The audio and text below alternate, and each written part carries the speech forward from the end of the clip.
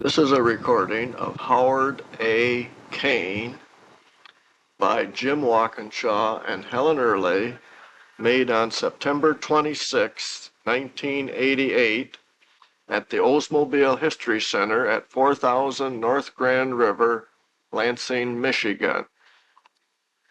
This is tape number 1 of 2 tapes. See, the first thing I'd like to do, Howard, if you would, is I'd like to have you give us your name and your address and your phone number so we've got it on tape and don't lose it. My name is Howard Kane. I live at 1521 Sunnyside, Lansing, 48910. Phone number is 487-3349. Very good. Now maybe if you would just start, Howard, with your early experiences over at Durant. I understand you spent some time there. Yeah. Well, I started over at the Durant, best that I can recollect, probably in the fall of 1928, maybe in the summer of 1928, and I worked as a mail boy. I remember that. I used to carry orders from the service department back to the service shipping department, where they fill the orders and send them out. These were for like service parts? Service parts. Mm-hmm. And I don't really know how long that I was on that job, and I don't remember how I got that position. I must have applied for it someplace after I got out of school, because I got out of high school in 1928. All right. And it was after that I went to work over there. Well, then I knew Martin Earley, who was paymaster over at the Durant at that time, and I talked to him about the job as a timekeeper. And I went to work over there, timekeeper, and I was there until the fall of 1929. And of course, during that time, I left there in 1929. That's when I went down to the University of Detroit to school until, well, for bad years too, in 1929. Tough time, right. Well, the time that you were at Durant, did you get through the whole plant or as a timekeeper? Yeah. Of course, the plant wasn't all that big when I started to remember it. It was an assembly plant, All right. They shipped the bodies in. I think the bodies came from New Jersey. Now, I'm not sure about All right. where the bodies came from, but they had a chassis, a frame line, a chassis line, and a final assembly where they assembled them. They did no machining or any engine kind of work? No, the engines were shipped in from, I think probably from Elizabeth, New Jersey. That's where the original Durant plant, the main Durant plant was, I believe. Now, history will correct me on that, but I believe, because I remember that some people came to work to Durant from the Durant plant in Linden, or Elizabeth, New Jersey. Yeah. And they were supervisory people that came down there. And so I think most of the engines and the bodies came from that area. But you know, some of those people that was working at Durant, eventually, when they folded up, came over to the Olds to work. Mm-hmm. Now, remember Earl Hollerman, that was in the safety department. Yeah. He was a foreman on the frame line over there at the Durant, as I remember. And he had a brother, Wilbur, that also worked in there. And there were a couple of people that I just happened to recall. Did you ever see Mr. Durant by any chance in the No, if he had come at that time, I'm about 19 years old. I suppose I wasn't too impressed like they are today to run out to see a celebrity. But I don't remember ever seeing Mr. Durant. People that I did recall being associated with was in the service department. There was a fellow named Ray Osborne. He was a service manager. A fellow by the name of Chapman. I can't remember his first name, so I'll call him Mr., I guess. And he was a comptroller over there. Okay. His secretary was Dorothy Disbrow. Now, that name doesn't mean that to you, but I'll tell you who she eventually married. She married Francis Corr, who established the Frandor Corporation. Yeah. Uh-huh. And Francis Corr was her husband eventually. Dorothy is dead now. Yeah. She just died a year or so ago. Oh, yeah. And then there was people, Rose Metcalf. She was the woman that headed up the billing department. And that was when I was the mail boy and I was carrying the orders out. And let's see, Martin Earley, he was a paymaster. I think I mentioned to you at the time that he used to sign all the checks by hand. He didn't have any machine that signed your checks like that.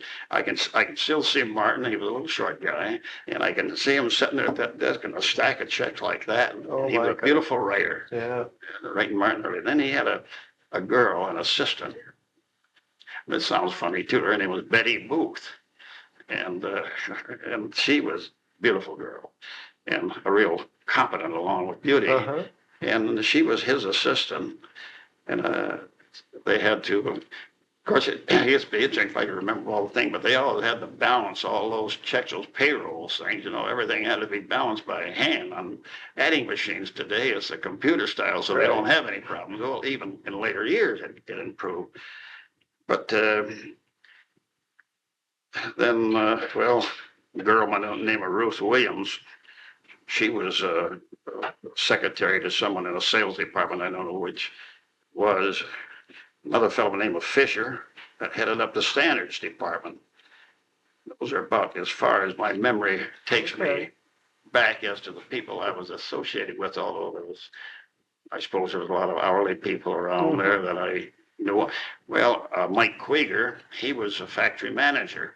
He was a gruff old guy. A lot of time Tom Downing reminded me a lot of Mike Queeger. They were about the same size and kind of gruff, but Tom Downey had a humorous side to him. Mike Queeger never had any. He was a sour looking puss, but and he never spoke to anybody. Isn't that interesting? I don't want to put that on the tape, but he was a lot like Jack Wolfram. He didn't talk to anybody. All right. And a fact is a fact. Yeah, but funny thing about little instance I remember about Mike Queeger. You can edit these out, but Mike always walked around with his head down like this, so he didn't have to speak to anybody. And that, of course, Durant was where the Fisher body is now, and they had all the offices on the bottom floor, on the main floor. They had the men and the women's restroom right next to each other. With him walking down there one day with his head down, and he walked into the restroom, went in and sat on the privy, and there he found out that he was in the women's restroom. The women, I know some woman that I think discovered him and she hightailed out. But I imagine that was an embarrassing moment to Mike Queeger because he was such a rough old girl. Yeah. But nothing was ever said about it. It's funny how I remember that. Well, those are the kind of little interesting experiences that make life real.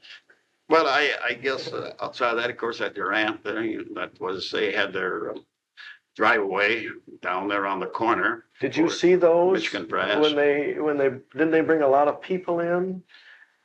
I don't remember, Jim, but I would imagine they did. Of course, they had two models they were building at the time, Durant and the Star. Yes. I don't know where that Star name, I even understand where the Durant name came from, but the Star name, I don't know. It was a lighter car, a cheaper car. Were they built on the same assembly line? Do you remember? I can't recall. Okay. If it did, it was an innovation at that time because you never thought of building two different. Yeah. Well, I don't know. Different. We built different models over there in the old, so I guess it was probably being done. But they were. It was quite an interesting place to work. It was a small place. You mentioned one time, I think down there, how many people they had. Well, I had no idea, but I would. Yeah. I don't know whether it'd be 1,000, less than 1,000. There was kind of the building had appendages, did it not, that stuck out the side? What were do you know how those fit into the scheme of things? I recall they had. I'm trying to think of I don't think they had a second. I don't seem to have had a second floor, but because I was thinking about when the bodies came in, that Mike Queeger had 3 boys that was working there at the time. And 2 of them were stripers. They striped them by hand. Oh, yeah. And I can still see those boys up there, And of course, that was kind of piecework deal.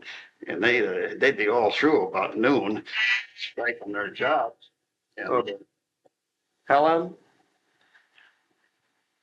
Can't pick a fire alarm. Well, that what it is? Yeah. It's off.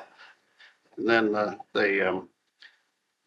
we used to kind of envy those fellows because, you know, at that time, 1928, 29 was a fellow make $14 an hour was an awful lot of money. An hour or a day? Maybe I'm talking, we're probably talking a day. Yeah. I'm sure we were because they would make their, $14 a day, $14, $15 a day. They'd be all through at noon. Uh-huh. Of course, I understand later on, here's Fisher Body had that same arrangement on piecework, and a lot of those people that made doors were all through at noon and had their quota in and made a considerable amount of money. Yeah.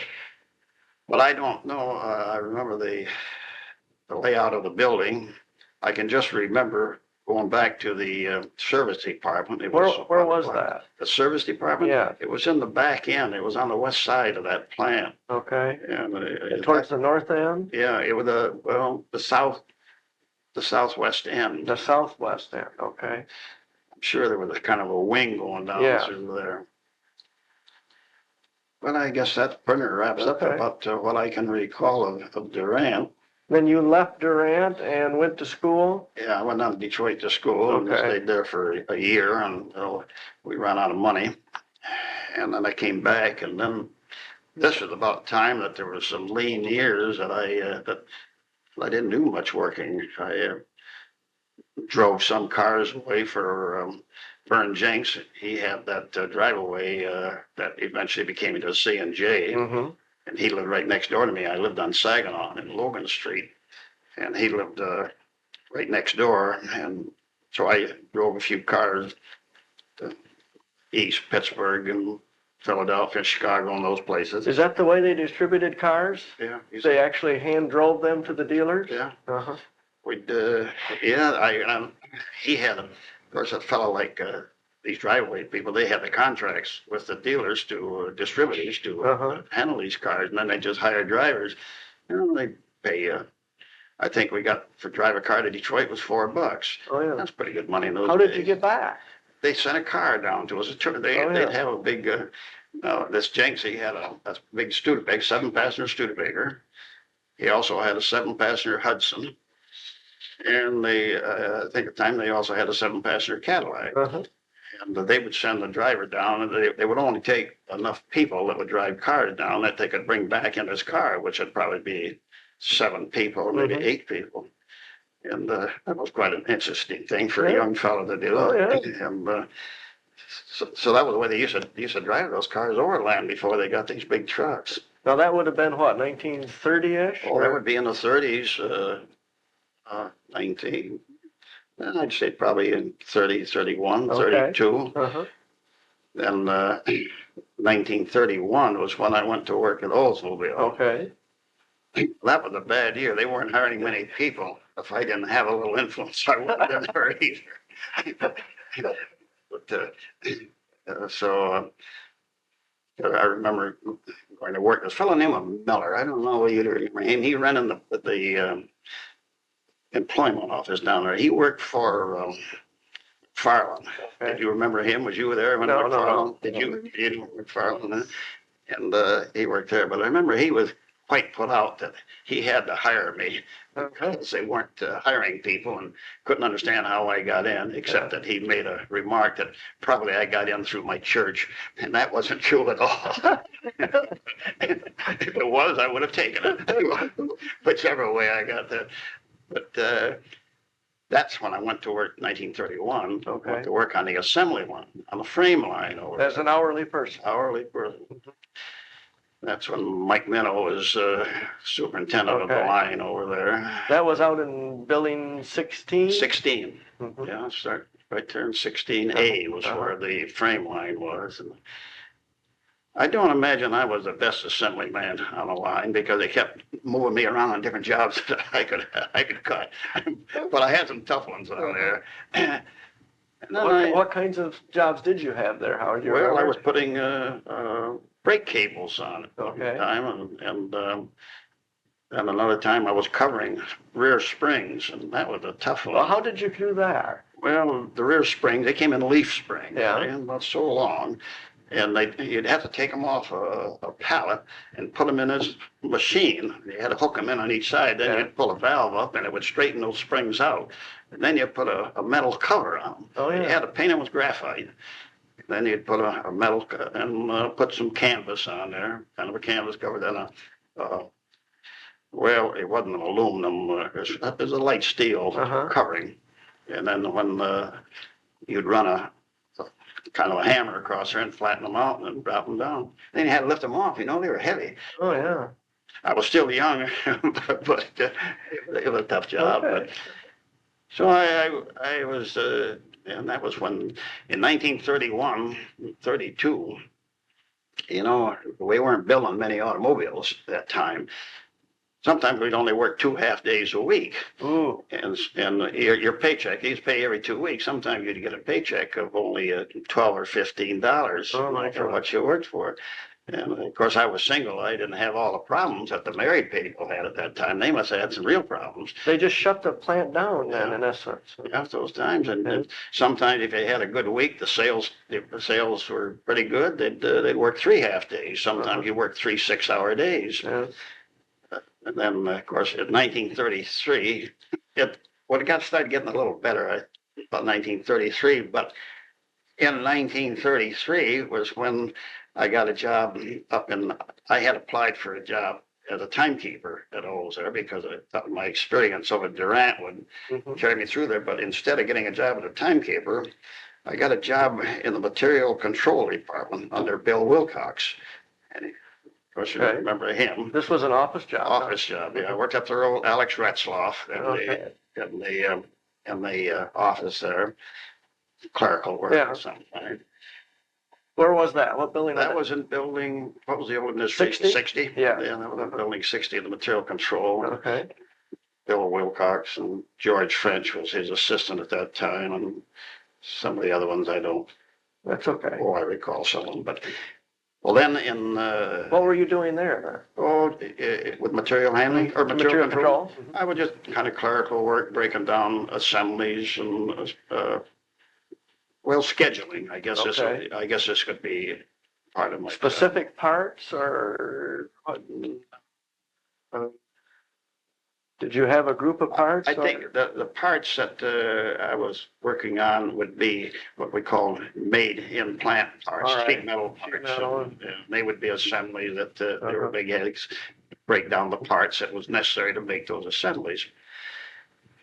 So I was up there for about a year. And then they transferred me out to what we call Old Stores B at that time. That was a main stockroom for the final assembly plant. Okay. There. And, now, did they store the production parts in that? Yes. Okay. That's where we received all of them. Okay. We received them for the assembly division there.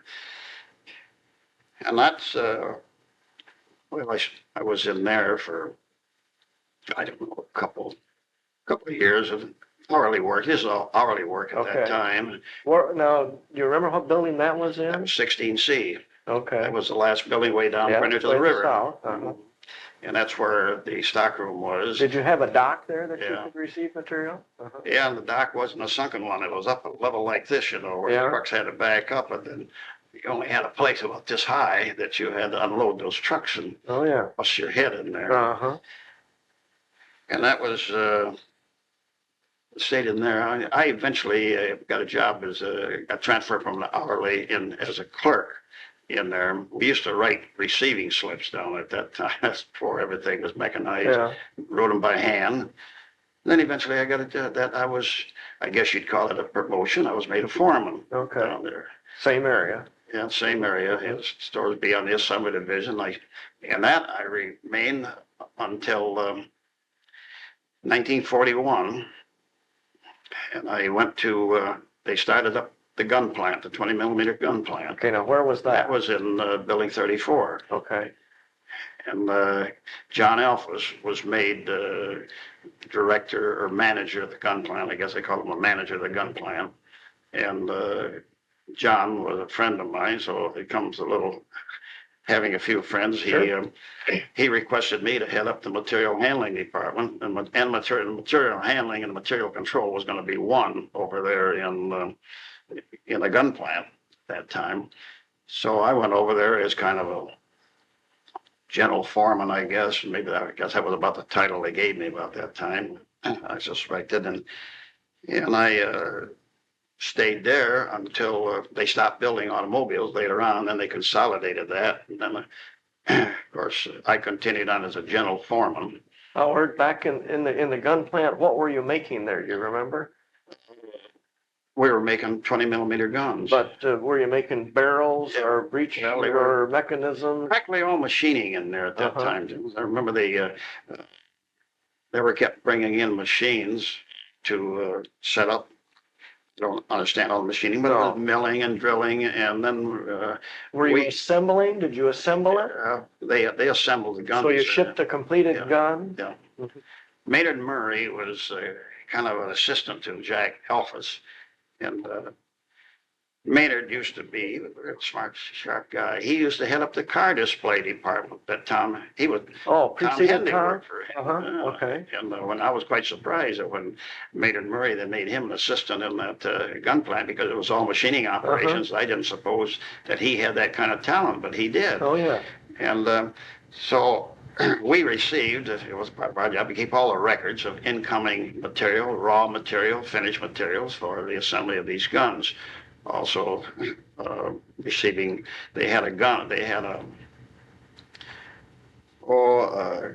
firing range over there. That was the thing out in the yard? That was out in the yard across from 34. They put it down into the ground. Okay. They had that, and we had these good ammunition in for that. Let's see, Howard, just a second. Was it 34 or 36 that gun was made in? It was made, well, it could 34 is the one to the west of Building 40. It was 36, must be, because 34 eventually became the 90 millimeter gun. As I remember, I'm kind of those. Yeah, that's okay. A little foggy in my mind right there. Yeah, it would have been to the east of Building 40, down towards the engine plant. Yeah. Okay, so that is 36 then. 36. Okay, anyway, sorry for interrupting. Yeah, well, that's all right. And so we. Did you get down in the little gun testing room? Oh, yeah. What did they do down there? Well, they fired those guns up there, and you had to put earmuffs on down there and blow your head off. Oh, my goodness. It an awfully noisy place. Of course, they had those walls, and as I remember, the walls must have been that thick. Foot and a half thick or so. Concrete, all concrete. They must have had quite a job when they busted that up when they dug it out of there after the war. How many guns they fired at a time? Just one? Do you remember? I don't remember. I think it's probably more than they had. Probably gun placements for more than one, but they probably only fired one at a time. I don't know. But at that time, I don't remember how many guns a day they were making. I can remember when they first started out. Of course, the efforts was to build some guns, to put them together. If they only made one in the day, that was a start. I suppose they ended up by making 15, 20 guns a day, maybe more than that. Did they test every one? Your records. Fired every one? Fired every one? I'm going to say I think so, but I may be wrong on that because whether they could, I think probably that they did. Then they would box them. In that same building, they put them box, dipped them in cosmoline and some kind of rust preventative, and put them in boxes. And we had kind of charge of all that outgoing shipping, and that lasted until those were interesting years, good years. Not good years for the fellows that had to go and fight, but they were good years for our working over there. Yeah. And I guess I stayed there until they started building automobiles again.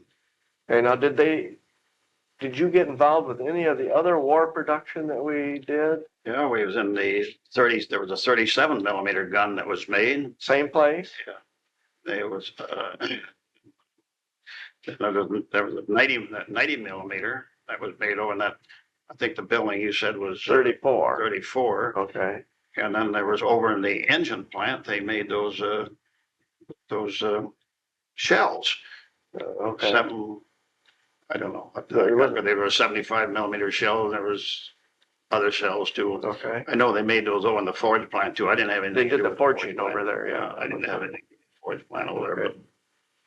but we had in the material handling, so to speak, we had all that shipping and Mhm.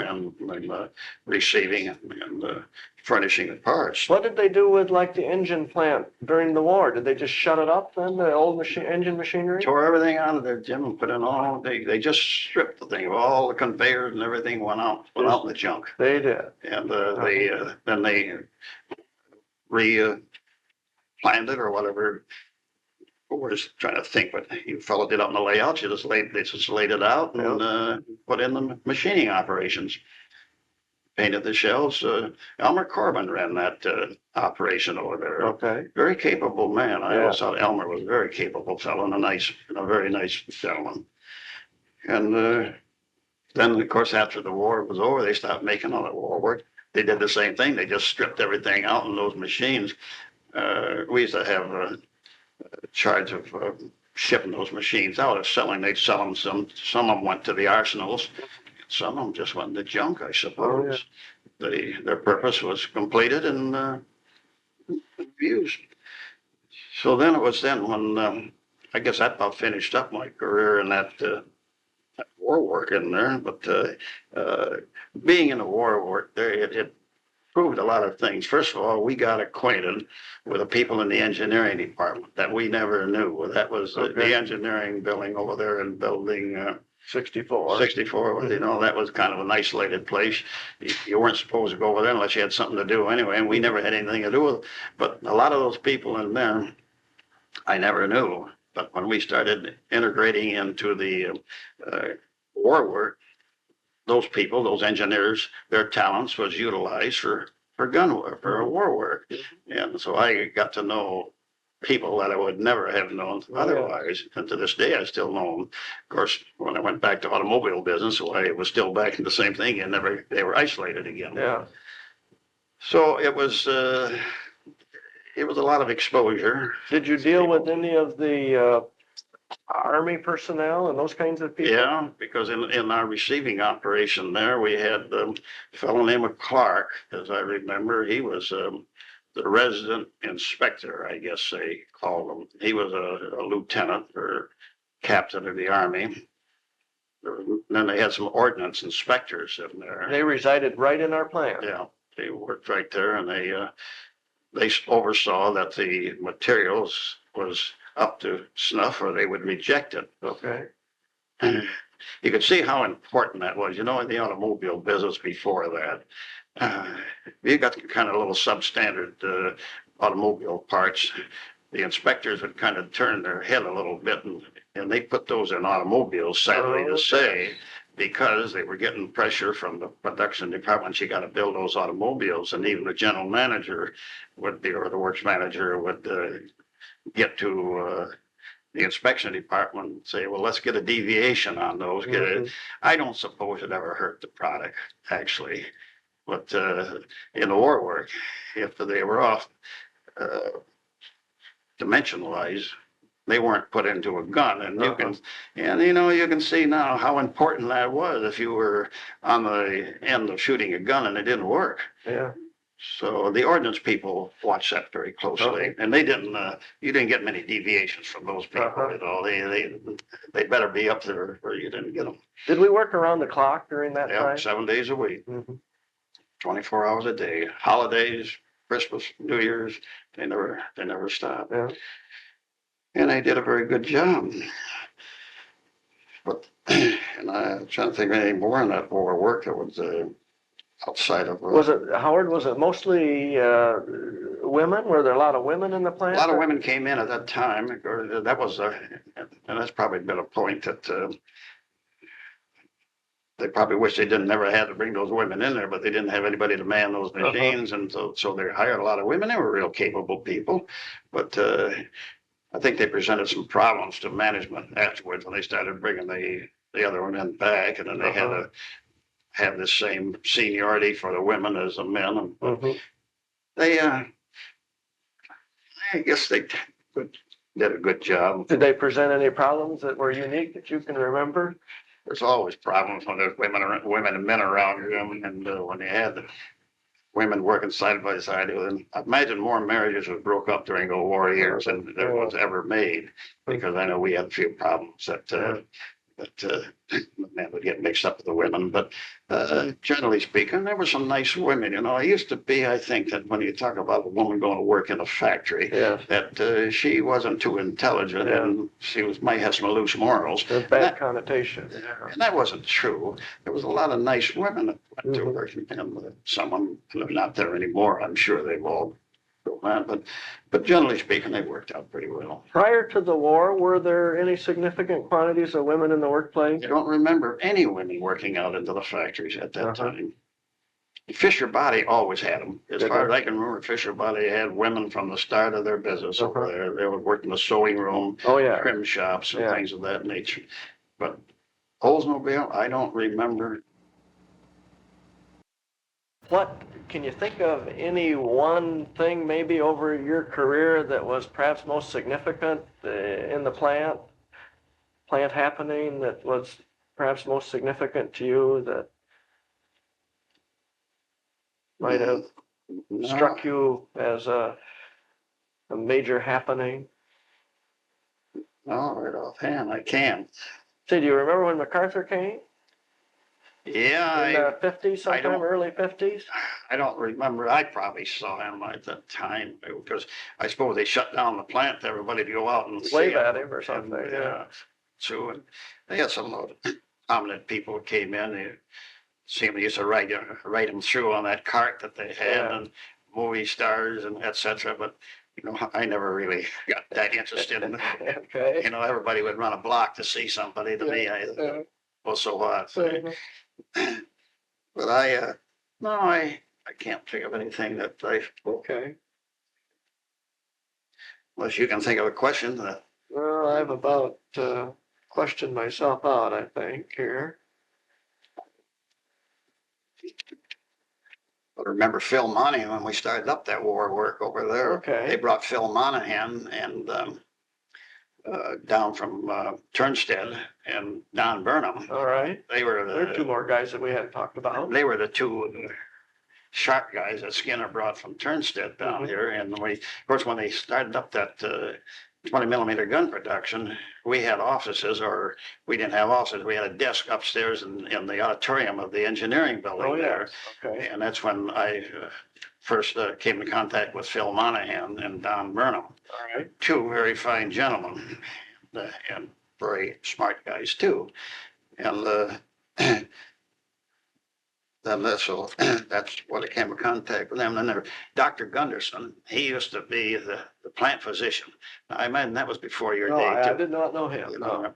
Well, old Doc was an old doctor. He was pretty well along in the years and didn't hear very well. But he handled the whole medical department over there, probably with one nurse. Oh, my Lord. And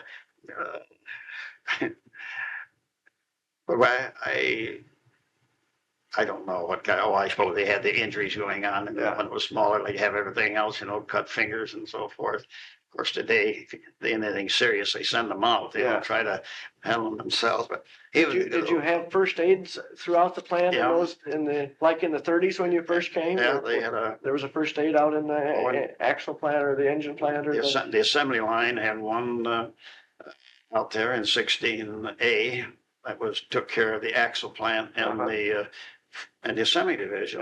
They only had one. And sheet metal had them. And then you had the main hospital, over at 62. Over at 62. And that's where Doc Gunderson. How do you spell that? You know how you spell that? Gunderson. Okay. All right. I'm sure that's the way it's spelled. All right. And he must have been there until Dr. Ralston maybe came. Yeah, I don't know whether it's it seemed to me, if I remember Dr. Gunderson, he was kind of an old man when I got him, but he probably wasn't a kid being in his 20s. Probably they all look old, you know. But he stayed there. And Ralston came in, and of course they kept enlarging. Had to keep enlarging the facilities. Howard, when you first came in the 30s, did people wear safety glasses? No. When did that start? Well, Bob Stone initiated that program, and and that was back in the 50s. Okay. Because I remember that I was working out in old stores, Stores 5 up Yes. there in west end of 75 or 32. Mhm. 32 was next to the river, wasn't it? Yes. 75 was building. 75 is where they had Yeah, Stores for 5. the dock, that's right. And because I remember one time that I had some glasses on and Bob came by and Bob asked me, he said, "Are those safety glasses?" I said, "No." Then he gave me a lecture on wearing a safety glasses. I didn't feel there was any hazard up in there, but that wasn't for me to decide. But I started wearing safety glasses, so I can remember it was in the 50s. Was it a mandated thing or a thing where you could if you wanted to? No, Bob worked on it. I think at first it started out only in certain areas. Okay. And then I know Bob was working all the time to get that a mandated thing to, just as soon as you come in the gate, you had to put them on. Yeah. And the union fought it. And but eventually that was the way it became. Then you wrote reprimands if they didn't wear them, but it was a tough deal to enforce, Was it? especially when you were in areas like in our receiving dock up there. Where nothing's going on. No Yeah. habit, but of course they keep telling you, well, a truck could hit a stone and fly up in your eye. Possible. Yeah. And so it was like during the war when the women had to wear those hats. The hairnet like things? Yeah, they hated those, but if they didn't keep that hair up underneath them, they could get them caught into a machine. And again, they fought that because a lot of women that worked in areas where there was no machines, they didn't want to wear those. And they didn't they didn't enhance the beauty of a woman very much wearing one of those things or being very attractive. But that got pretty well mandated until eventually through negotiations that I don't think any of them wear hats over there anymore. Did you remember people having like accidents and those kinds of things? Oh, yes. People. Yeah, there would be things flying into their eye and hurt. And then of course when they did that, Bob Stone always had pictures of them, and in our operating meeting, they always expose us to those pictures and say, "Look, this is what happened. Here's a glass that it's all shattered. This saved his eye." He never showed any horror pictures of where a man lost his eye, but he'd shown that the merits of a safety glass. And Tom Downey was one of his best supporters. Was he? Bob wrote a book. I don't know whether you ever saw it or not. The Proof of the Puddings. Never saw The Proof of the Pudding. Now, I don't know who would have it. Now, Bill Mahoney might have a book. We'll have to see if we can't find it. And you might, because I'll tell you that name, The Proof of the Pudding, this was one of Tom Downey's favorite comments at the meeting. You know, he'd say, "Well, the proof of the pudding." And so, of course, Bob decided he'd make a few brownie points, and he wrote this book. And it was a very interesting book. It was about safety. And I think primarily it was relating to eye injuries and I suppose other injuries. I'd never read it. I'd seen it, but he didn't sell them, but he gave them. I know he probably, it was dedicated to Tom Downey. Interesting. Yeah. And I don't know who that, but I got an idea that Bill might have. We'll try that when we go over and see Bill again. We'll see if he has a copy of that we could borrow. I can't think of anybody else that might, I'm sure somebody else, I'm sure Tom Downey had bought a picture. Well, I'm sure we can find one if we snoop hard enough. Yeah. So, around. So accidents, the safety program during the 30s, was there a safety kind of thing or didn't that exist so much? Not as strongly as I recall. They had a safety director, I remember this fellow named Bob Hardy.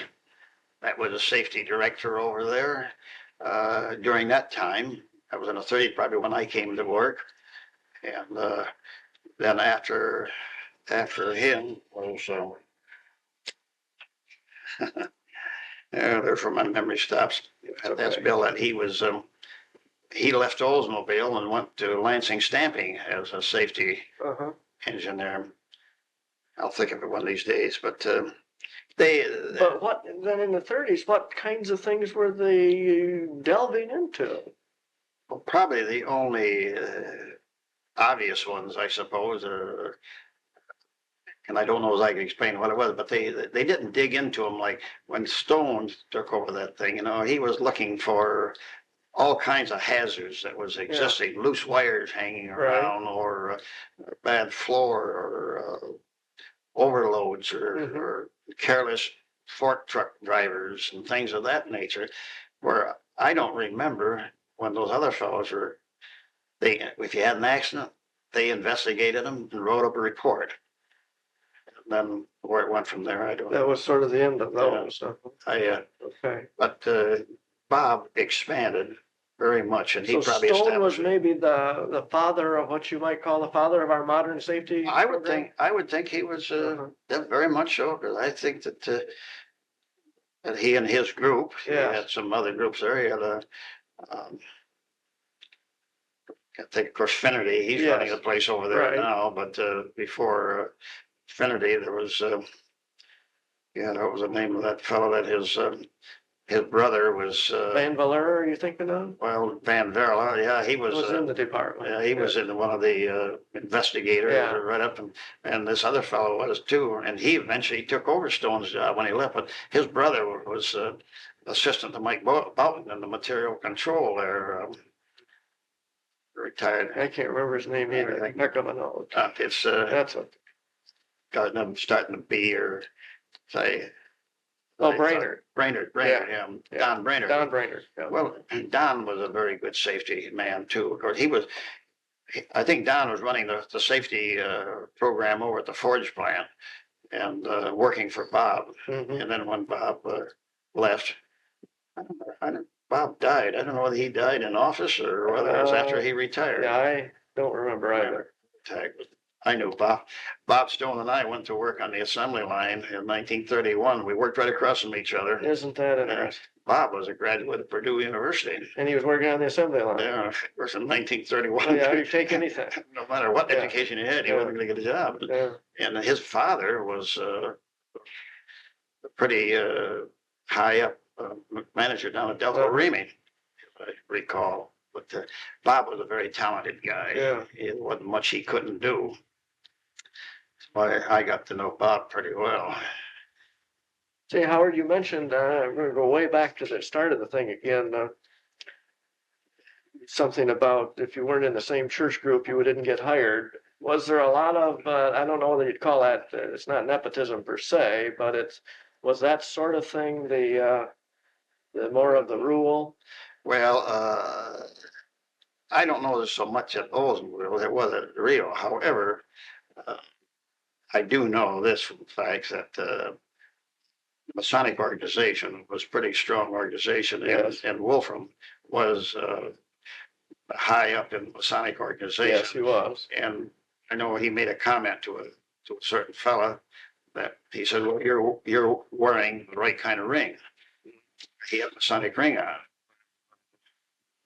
That would leave you to believe that it did make a difference. But when I was mentioning about I don't mind what happened. When I went to work in that, Bud Brannell got me my job over there in 1931.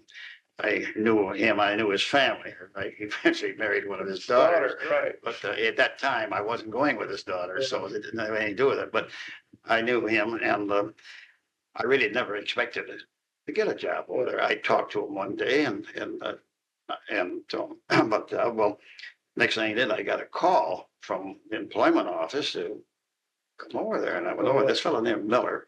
He was well, he was against Catholics. Let's put it that way. Catholics, Jews, and those people. And so he was the guy that popped off to me. He says, "Well, you probably got this job because you belong to the same church that Bud Brannell does." And I've thought about it, many times that was a bad thing for him to say. But Bud Brannell was a top man over there, and I don't know if I ever told Bud that or not. But Bud would never fire him because that he said that because there was a lot of that going around in those years.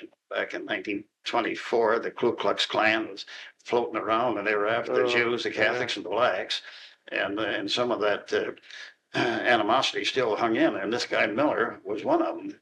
Of course, he eventually Gosh, that's a shame. retired. Yeah. But but while I belonged to the same church that Bud did, I don't think that had any bearing at all to it. But maybe I know it didn't. Yeah.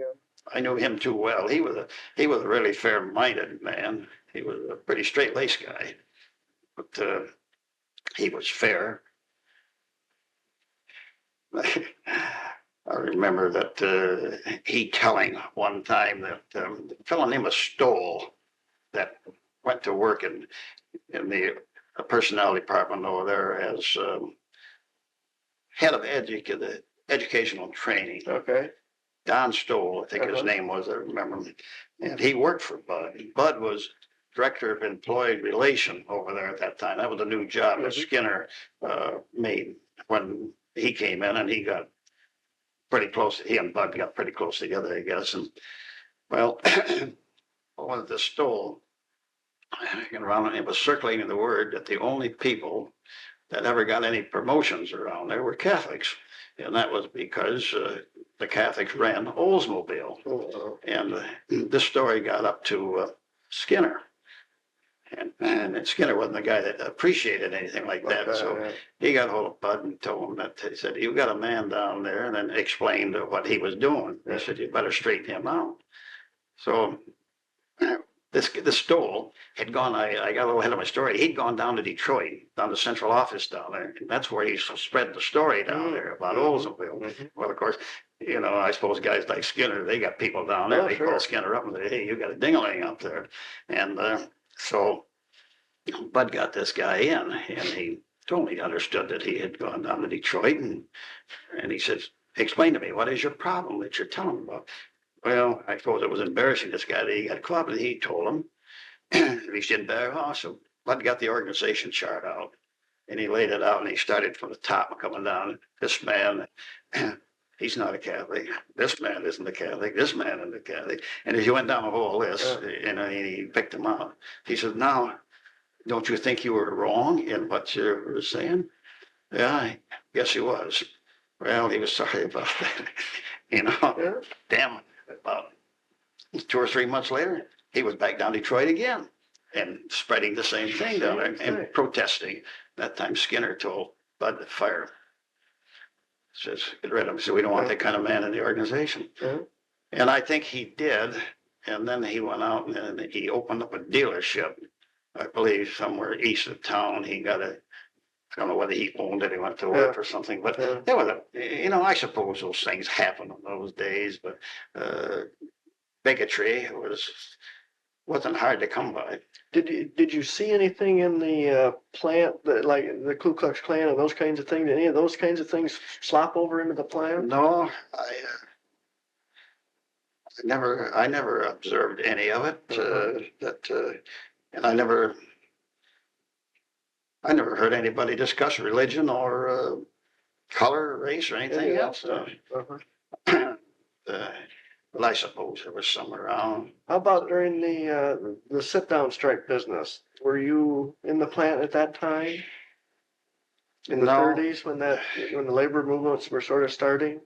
No, I wasn't. I had gone through a few strikes over there that we were permitted into the plant. They never barred us out of the plant. Oh, at one time, at one strike, and I can't tell the year, but it was.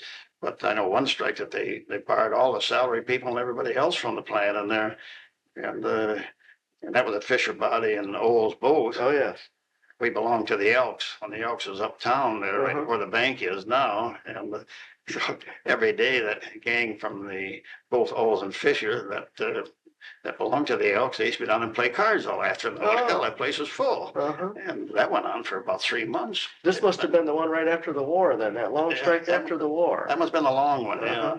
But some of those other ones that they had, that they would shut down for not too long time, that they would let us in the plant. Of course, I probably did more sweeping of floors during those days because you did it to have something to do, just sitting around. But never had any violence, or you had some of those hostile committeemen, that would they were really. Did you get some of those to deal with on occasion? Oh yeah, hell, in fact, there's one that's still quite active in the union, Bob Niblock. Oh, yes, I've seen that name. Yeah, he's down International or something. Yeah, he went up there, but when Bob first, I remember Bob was at the committeeman, but his first issue was, when he'd come in they must have taught him uh, at the union hall how to handle foreman. Don't be intimidated by it, because he come in, the first thing he do, he start pounding on the desk. I want this, I want that.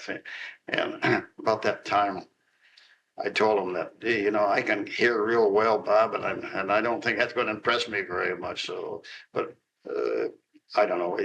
He was always kind of that way, but eventually he settled out, and he became quite a pretty good guy to talk with, to do business with. But when he was starting out, he was a pistol. We had some of those, and some of them were quite unreasonable. Of course, if you're going to be a committeeman, why, your constituent is never wrong. No. I suppose that's a position you have to take. And you got to get on that side of the fence. Even though, the guy come in drunk and he laid him off for a week, and the committeeman would come and say, dude, that's too long. You don't want to do that. And I said, he was wrong. They'd never admit, they'd never agree with you, but you got to. How did we handle that kind of thing, drunks and substance abuse in those days? Well, we didn't, the only substance abuse that I knew was alcohol. But I suppose it was drugs, I don't know. Yeah. Well, we just, if they came in intoxicated, you got plant protection, take them home, never let them drive the car, and of course you never can talk to an intoxicated man anyway to make any sense to them. Usually they're belligerent.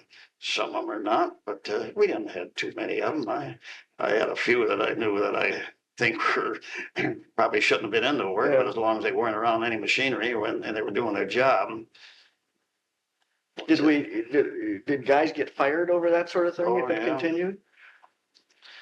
Yeah, and I'm not so sure that some of them didn't get fired the first time. Oh, really? Or I can't remember that we ever did, but I think mostly that you laid them off for a week, and then on second offense it might be something different. Yeah. And I suppose eventually some of them that you couldn't salvage, they would have to go. I know I did release a man when I was in the stores department over at Plant 3.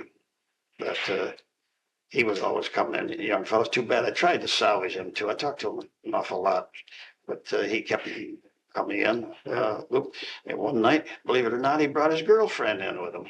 My Lord! And he get her through the gate. Got him through the gate. They never stopped her, and they came in, and he had that crib over there, and he had her in the crib over there.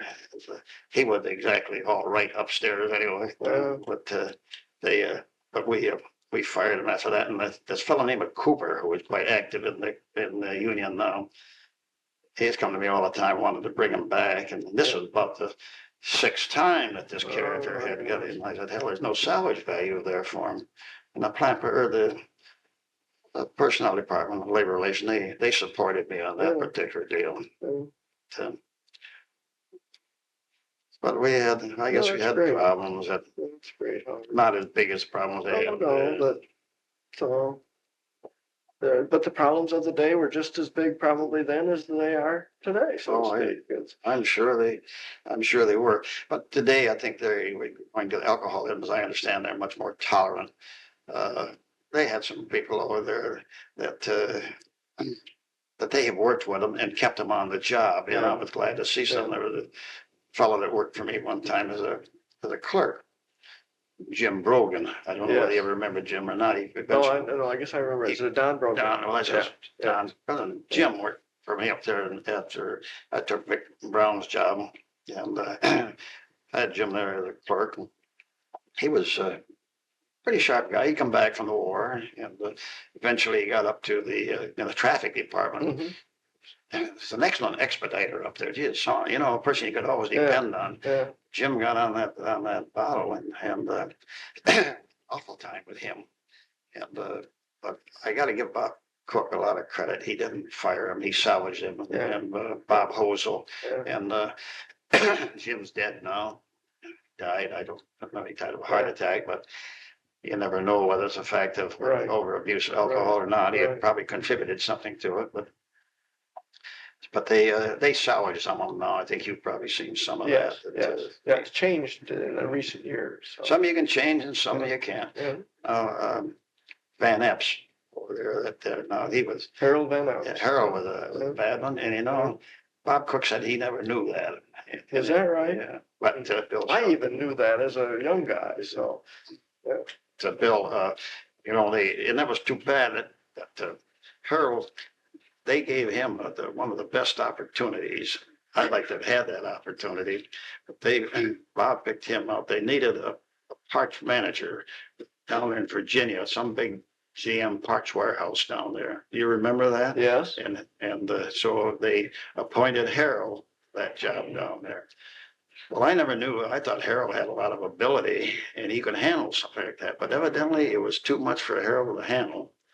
And he went down there, you know, he disappeared for about. Yes. Do you remember that. You know about this? Yeah, I heard that. Oh, you probably heard it. He disappeared for 3 or 4 days, and Helen was out in the trunk and found him in a motel somewhere. But and that's about the time when Bob Cook told Bill Schultz that he said, I don't know, someone should have told me that he was an alcoholic. He said, I don't know it, but Bill Schultz said he knew it. But sometimes people can hide that pretty well. But Harold today now, he eventually retired. I don't know if they brought him back to Oldsmobile or not, but they did too. But I haven't seen Harold in a long time. I guess he's still alive and living out there by Perry. Yes, I think he is. I saw him on the list. But he was a likable guy, you know. But of course, he worked over to the forge plant at the time before the forge plant became annexed to Oldsmobile, so to speak. And they had their little group over there. That was quite a little group over there. You know, they socialized together all the time. Tom Dart, he headed up the place. Bud Miller, a fellow named Olds. Yeah, Harold Olds. Harold Olds over there, and they, you know, their hearts were broken when they annexed them over to Oldsmobile, and Tom Downey took over the administration over there, and that was after Bugs Dakin retired, died. But that Dakin, he was just one big happy family over there, as I understand. Nobody could do anything wrong, you know. He must have had, of course, he was a good friend of Mr. Skinner, because it was his wife that was working as Skinner's secretary. And he must have had an expense account that bigger than the national debt, because he was always putting parties on for those people over there. That was kind of funny. I've been on at a few parties with he and well, it was a guy from used to sell automatic trucks to Oldsmobile. Of course, I got connected up with him when I became superintendent there, and they used to do a lot of entertaining for us and take us out for dinner down to old Archie Tarfall's place down. That was when he was right next to the Hotel Olds. You remember that? Yeah. And Bug, he always invite Bug Dagan and God, this other fellow that I can't think of his name. Your truck guy. Your truck guy. Yeah, truck there. Well, I had both Bill Wilcox and I was coming along, and Harry and Floyd Burr. And then there was a couple more in there, but Bugs was quite an entertaining dude. You know, he always had a pocket full of money. Did he? You know, God, he used to say that, well, he said Bernice would give him, at that time, Bernice would give him $100. And he said, I tell her, that's not enough money. He said, it won't last. Oh, my goodness. I don't know, he was probably making a little joke out of that. But this Alex Gordon, that was the name of the fellow that had this distributor for the automatic truck. And he had a pocket full of money. He must have had a machine to make it, because God, he entertained royally, you know. But of course, that was in the days when people did a lot of that. Yeah. I don't really do it now. Of course, he had all the sales of all the trucks. The only trucks we had in Oldsmobile was automatic trucks. And nobody could get it in there. And of course, I always felt there was a little bit of skullduggery going on there. That Bill Wilcox and Alec Gordon were like that, you know. And Bill Wilcox kind of had the go on those. And And then a lot of people that was running the truck department out there would say, well, we don't want any more trucks in any different makes because we would have to get too many parts. We'd have to carry too many parts inventory in it, which was true. I can understand to some that. But degree. then it wasn't good business either when somebody's got this sewed up Excite battery with another. Yeah. That's the only kind of battery we ever carried along till Floyd Burr came in and some guy from Gould got next to him and said, how come we can't get in there? Well, Floyd finally made a mandatory decision. We're going to start using Gould batteries, a certain portion of them. And Cliff Eddy put a little stack about that because he was close to a guy that sold Excite batteries. All the people get entertained on that thing. Sure. You've got an obligation when those things happen. I never like to do that thing, but I got to think that I kind of lean a little towards that way too. But we eventually got they got, I don't know, since I left over there, I understand they got more kinds of trucks than anything. They do. Right. Yeah. Yale, automatic, Baker. Oh, yeah. Now you got a parts problem. Yeah, and I bet they had because they used to have it at one time. I think we had over $100,000 worth of parts just for automatic trucks. And then, of course, today it's like the automobile business. I think that if you needed a part for a truck, you let the distributor carry it and say, put it on the bus and send it up here. But in the meantime, your truck might be tied up for a couple of days. Interesting times. Oh, yeah. Well, Howard, I probably had you yak long enough at me. I guess we appreciate the chance to have you come and see us and share with us some of those memories. And, well, a little bit worried about whether I could contribute anything. I think it worked fine, and some of the knowledge on the individuals that we've got will be very helpful and better understanding those people. So it'll be a very good thing. I don't know the little job I had over there that just popped into my mind here. Right after I got out of school. This is high school. Yeah, out of high school. Yeah. I got a job over at Fisher Body, working nights from 6 at night till 6 in the morning. Now, wait a minute. This is Durant. This is Fisher This Body. is Fisher. Yeah, this is Fisher Body. So this was later on. This must have been after I came back from Detroit. All right. I couldn't find a job in the Fisher because General Motors had already taken Fisher Body, or Durant made it a Fisher Body. But I remember working 6 at night till 6 in the morning, and we trucked bodies. They had a big backlog of bodies that needed repair, and they had a night crew repairing bodies in Fisher Body. And we trucked those bodies from the 3rd floor down an elevator and way down into the basement and tip them up on end. I knew there had to be a better way of making a living. Tip them up on end? Yeah, and stand them up on the nose because to save space. And we'd have to take those off those body trucks. Yeah. Tip them up. This is a recording of Howard A. Kane, tape number 2, and the final tape. Okay. Now go back to Fisher Body. Well, and we'd have to take bodies down there. Another fellow and I, a fellow named Art Curtis, who eventually ended up as a sheet metal worker over in the engineering department. But those 12 hours a night, that was hard work. But after that job finished up and they got all those bodies repaired, they transferred me down into the body shop and trucking some bodies in the that was common labor at that time, about 40 pesos an hour, I guess. And they, and this was in that sheet metal part of the plant, body plant. That was a dirty, greasy place.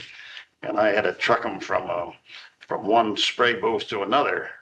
Later years, that was all automated. You mean they didn't have conveyors? No, when it stopped at this point, they didn't have a conveyor to take it to the other place. Now why, I don't know why. Oh my gosh. But I stayed on. How did you truck it inside the plant? How did you? Oh, they had them on these body jacks and one guy on each side and they just pull them along. They had these little dolly wheels on the bottom of them, about so big around. They had to have that little brawn at the end of the day. You knew you were doing something, but when you was young, you could do that. But I think I worked at that job about 2 weeks and left. I don't even think I went back to get my paycheck. Oh my goodness.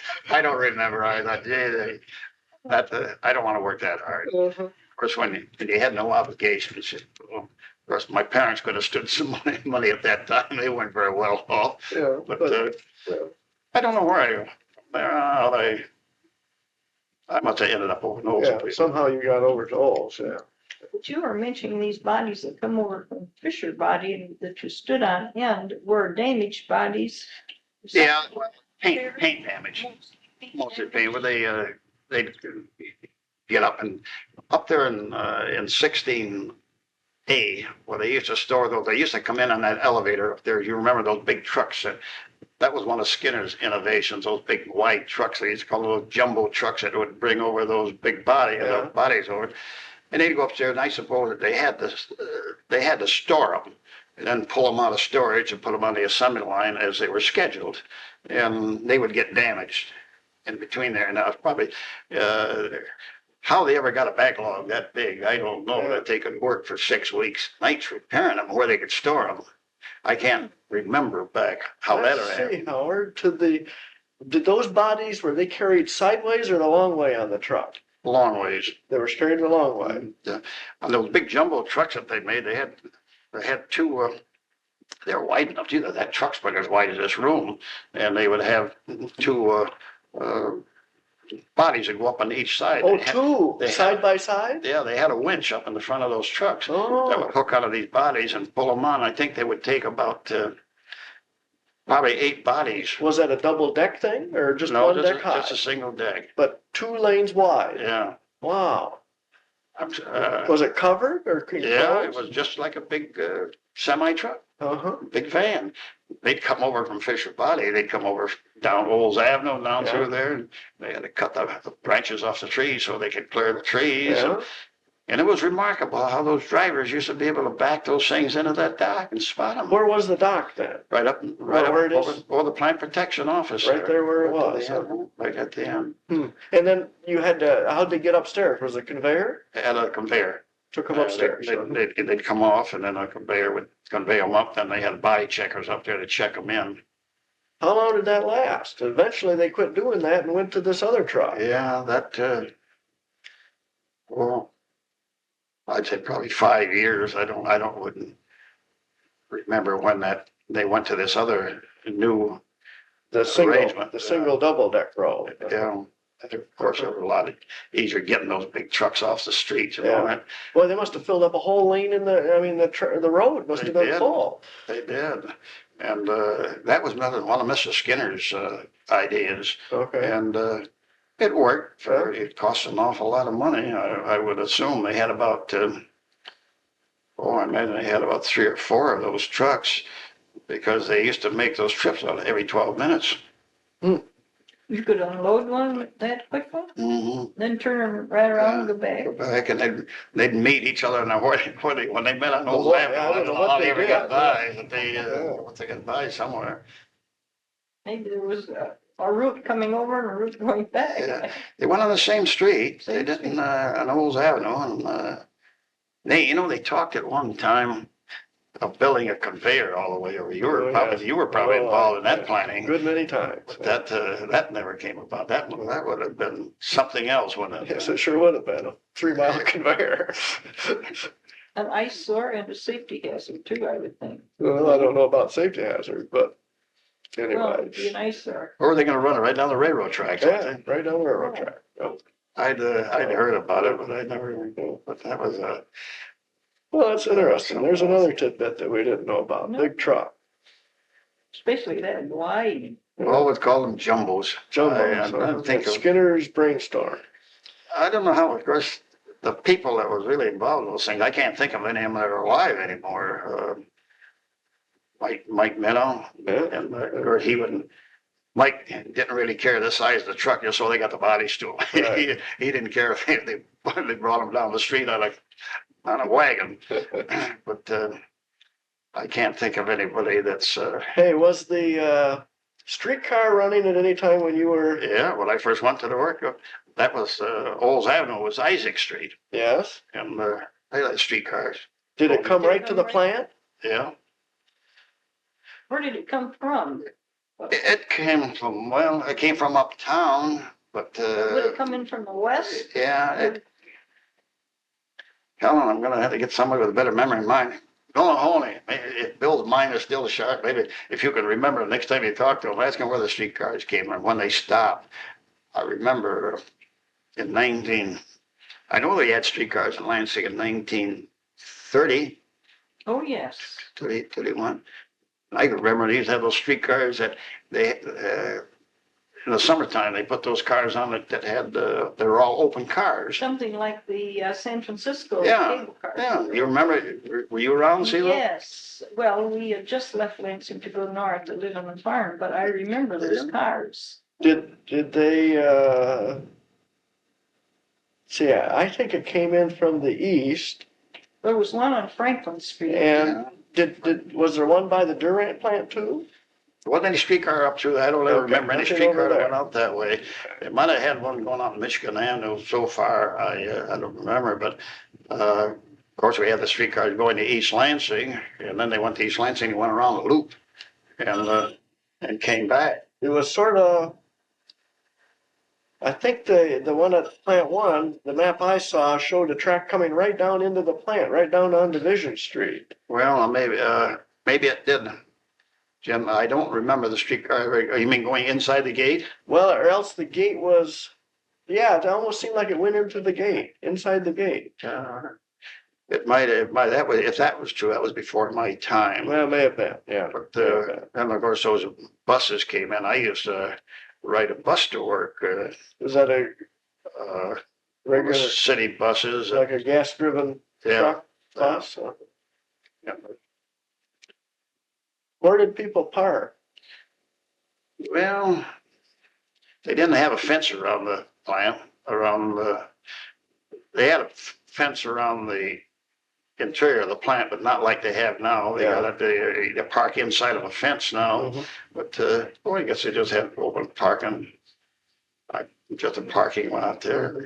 Either parking out there somewhere. I guess it's not funny. I don't remember where I parked there, but Did you have to show a pass to get through the gate? yeah, I had a Badge or I something? think it had a little metal tag. I'm Yeah. not sure that was what it was, but I remember that I didn't have a car for a long time when I worked over there. I finally bought a 1931 Ford Coupe.